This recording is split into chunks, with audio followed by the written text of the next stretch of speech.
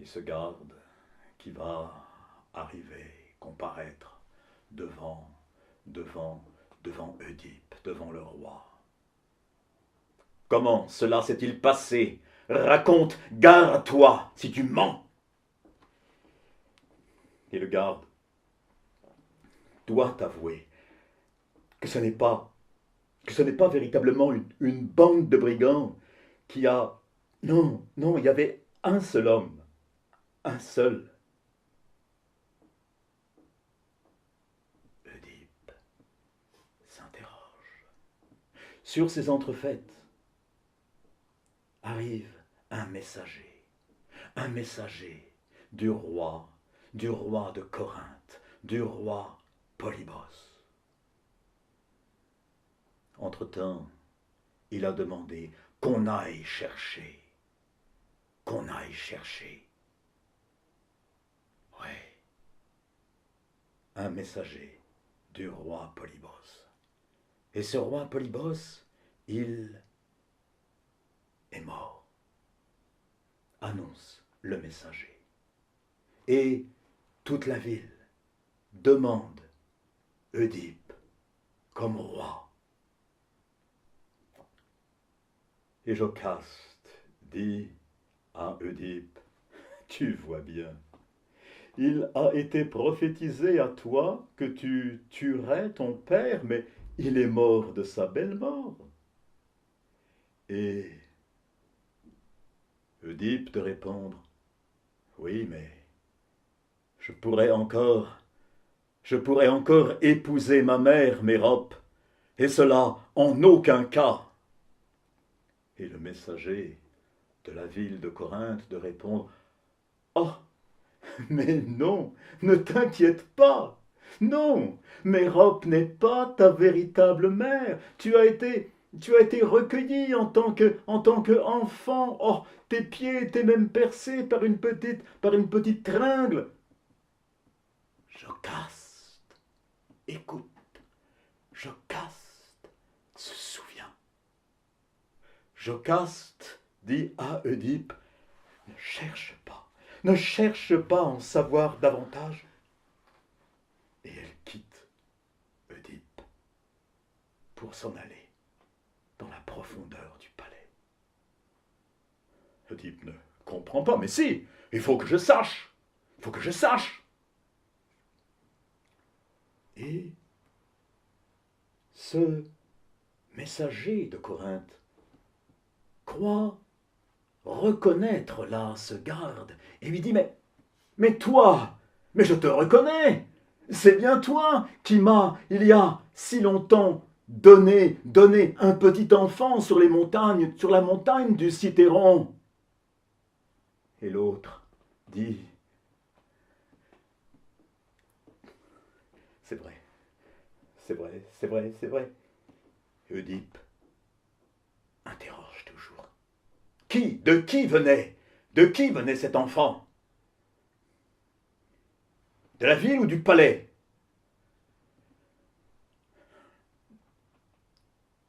Du palais. Était-il de la famille de Laios? Oui, c'était le fils de Laios. Oedipe vient de saisir la vérité. Il veut retrouver Mérope. Où est ma mère? Où est ma femme? Il écarte toutes les portes du palais. Il finit par trouver Mérope dans la chambre. Dans la chambre à coucher, au-dessus du lit. Mérope,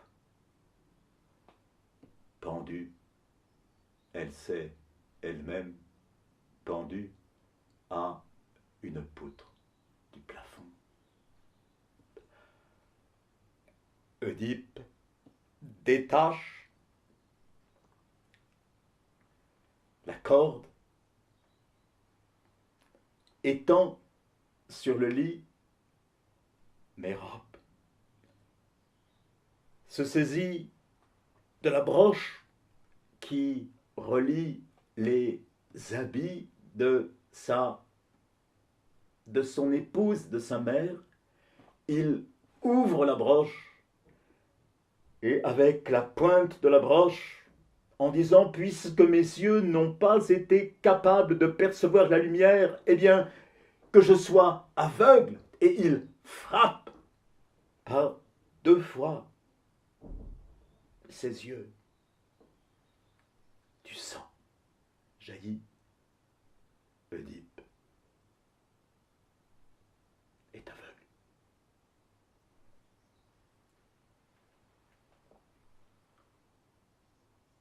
Dans le palais, on marche à pas feutrés. Des bruits de ce qui s'est passé commencent à parvenir au dehors. Les bourgeois de la ville commencent lentement à marcher vers le palais.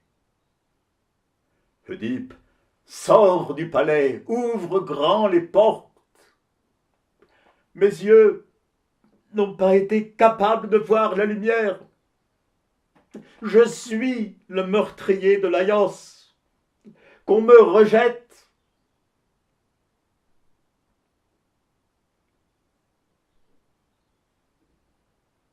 Créon va devoir prendre à nouveau les choses en main. Oedipe va rester au palais, enfermé dans sa souffrance pendant longtemps. L'histoire nous dit que cette souffrance va permettre à Oedipe de se réconcilier avec les dieux. Mais, il n'est pas question que Oedipe reste tranquillement au palais jusqu'à la fin de ses jours. Non. Le grec pensait, si un être avec une telle faute meurt dans un endroit, alors il ne peut qu'apporter la malédiction, à toute la ville.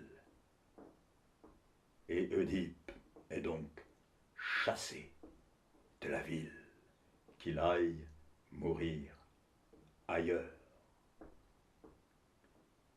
Ses ses 2 fils, Éthéocle, Polynice, ne lèvent pas la voix pour défendre leur père. Ils ne songent qu'à acquérir eux-mêmes la royauté pour eux-mêmes. Et Oedipe va devenir le mendiant. Une de ses filles, Antigone, va l'accompagner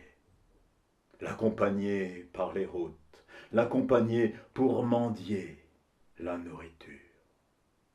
L'autre fille, Ismène, va rester au palais, mais va, de temps à autre, faire la liaison, apporter des nouvelles à son père et à sa sœur.